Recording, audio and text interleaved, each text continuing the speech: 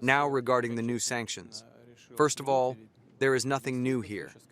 Yes, they are of a serious nature for us, of course. This is understandable, and they will have certain consequences, but still, they will not significantly affect our economic well-being. This, of course, is an attempt to put pressure on Russia. But no self-respecting country and no self-respecting people ever decide anything under pressure. And of course, Russia has such a privilege to feel and consider itself on this list of self-respecting countries and peoples. Of course, this is an unfriendly act towards Russia. This is an obvious thing, and it does not strengthen Russian-American relations, which have just begun to recover. Of course, with such actions, the U.S. administration damages Russian-American relations.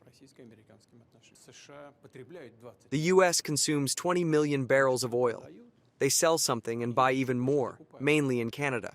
So they produce 13.5 and consume 20. But the Russian Federation and Saudi Arabia sell more. Saudi Arabia sells about 9 million tons to foreign markets.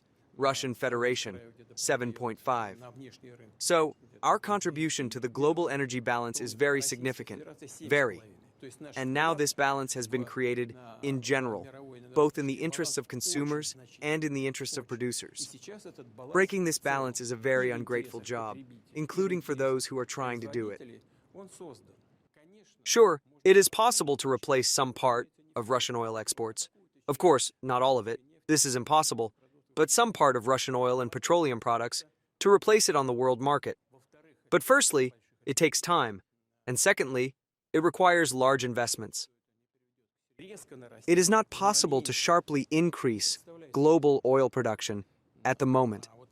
But if the quantity of our oil and petroleum products on the world market sharply decreases, prices will rise. And my American colleague and I also talked about this. What will this lead to? This will lead to a sharp increase in the cost of oil and petroleum products, including at gas stations.